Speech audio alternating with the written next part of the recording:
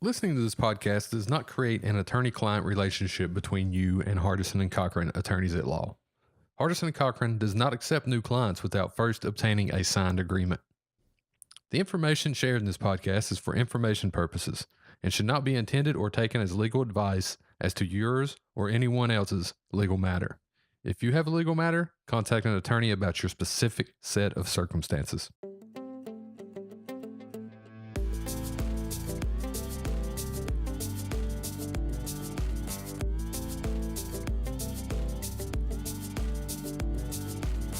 Hello and welcome to the Hardison Cochran Podcast. I'm your host, Bill Campbell. In this episode of the podcast, we'll be talking about myths. More specifically, myths within the North Carolina workers' compensation system. Each year, Hardison Cochran fields thousands of calls from injured workers looking for a free consultation. Now, when you're handling this amount of calls, you start to notice trends in what people are saying. Today, we're covering the 5 myths that we hear most from injured workers. Now, where do these myths come from? That's really hard to say, but many times when you're on the phone, it starts with, well, so-and-so said, and you can substitute so-and-so for my buddy, a friend, a coworker, or even sometimes a boss or an HR person within the company. So let's get right into it. Here is my interview with Hardison Cochran Managing Partner Ben Cochran on the top 5 myths he hears from injured workers in North Carolina. Myths in workers' compensation cases. And I know you and Jack Hardison wrote a book, and these are actually in there, but today we're going to go over them with you, and maybe there's a little bit more you can add than the book adds to it. And the first myth is, my employer will handle all the paperwork and documents associated with my workers' comp injury. Why is that a myth? The reason that's a myth is because the form that is required by the Industrial Commission to be filed by the employee so that they know that the employee is seeking benefits is called a Form 18. And so it, by its own name, is a notice of accident by the employee. So the employer is not going to file this. They're not required to file this. They're not even going to think about filing. The Form 18 is a particular form that is propounded by the Industrial Commission to be utilized by injured employees. That is the paperwork that needs to be filed out by the injured employee. Every case that we sign up, we contact the Industrial Commission. We ask them if a Form 18 is on file, ask them to send it to us. We review it. If we don't think it's complete and accurate, we will file another one on behalf of our injured employee. If there is not one filed, we obviously file one on every single case, because the Form 18 is one of the most important documents to be filed with the Industrial Commission. Additionally, many employers, many insurance companies do not file the admission paperwork with the Industrial Commission, even though that they're required to do so. They may begin payments without filing this information, even though the statute is clear. It says that they shall file forms with the Industrial Commission delineating how they're making payments. So you cannot rely on whether or not the employer and or insurance company is going to appropriately file the paperwork. Once we sign up our folks and once we have reviewed their Industrial Commission files, if it is necessary for additional documentation to be filed, we reach out to the insurance company or the self-insured employer and we say, we've got a copy of the Industrial Commission file. We are missing some forms that we don't see have been filed in this case. Can you tell us whether or not these particular forms have been filed? We come back, we make sure that all the appropriate forms are filed, because you cannot count on someone else to make sure that your rights are protected. Okay, myth number 2. If you file a workers' compensation claim in North Carolina, you are suing your employer. Workers' compensation in North Carolina is governed by the Industrial Commission. Workers' compensation is not a court jurisdiction to where you are filing a lawsuit. It is an administrative hearing body within the Industrial Commission. So it is an administrative practice. You are not going to have to go down to Superior Court or District Court and file a lawsuit. The Industrial Commission is an administrative body that oversees the administrative practice of workers' compensation. So it is not a lawsuit, and you are not suing your employer. If I file a North Carolina workers' compensation settlement, I will be getting money for my pain and suffering. In North Carolina, workers' compensation benefits are made available for loss of earning capacity, meaning your inability to go to work. So you can get lost wages. Compensation is paid for medical treatment. If you have received medical treatment, then you are entitled to having payment for those medical expenses. You are also entitled to what's called permanent partial impairment. Those are benefits that are available based upon the nature of your injury and what the overall permanency of that injury has done to your ability to work. Unfortunately, in North Carolina, there is no pain and suffering allotted for settlement purposes for a workers' compensation claim.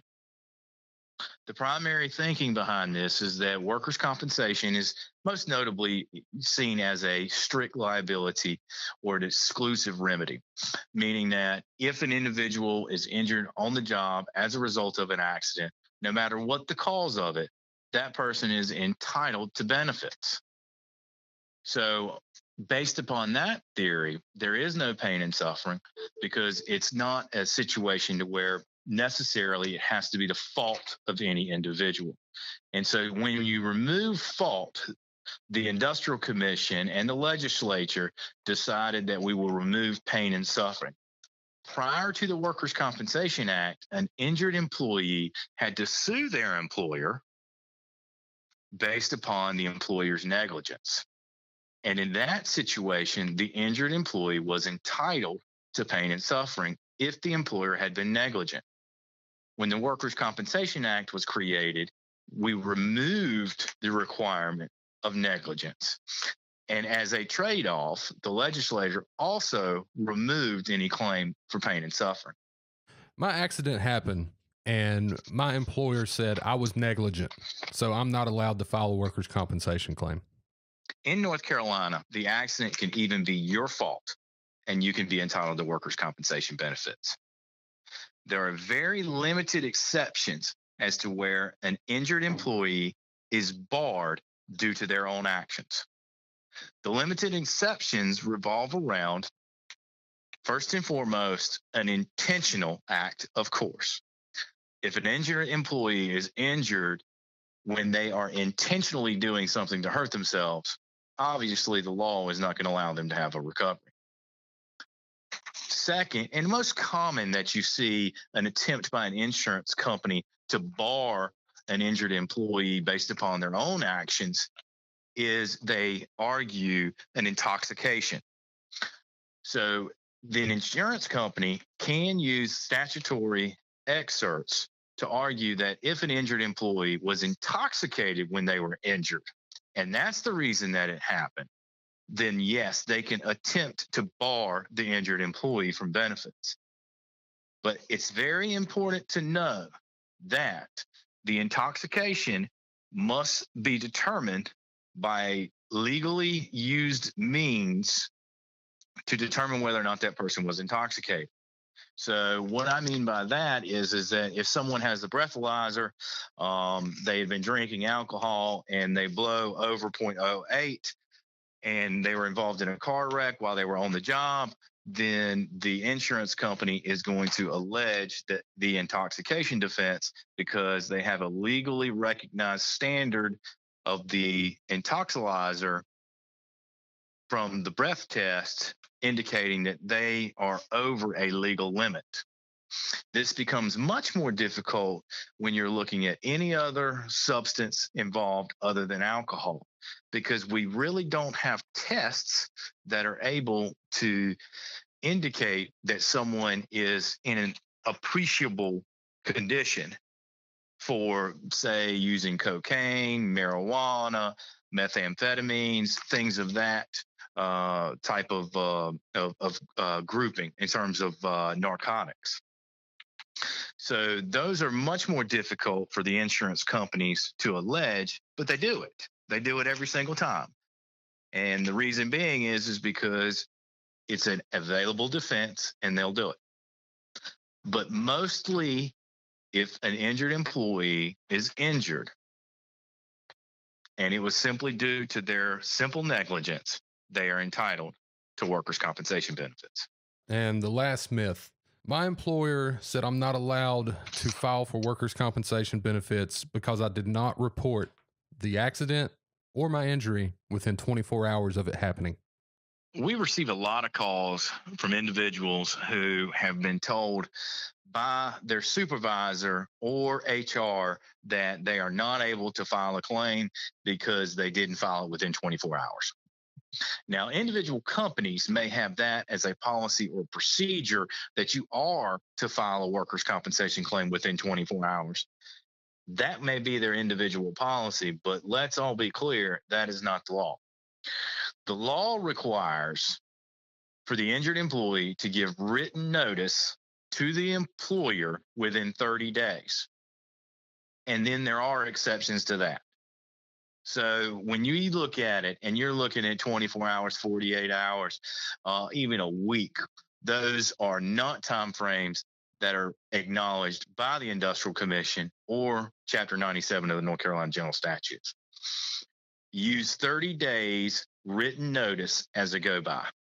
If you are injured, you really do want to report it immediately, because the farther you get away, the less likely it is that the insurance company is going to accept the claim, because the longer you get away from the date of injury, the less credible it appears.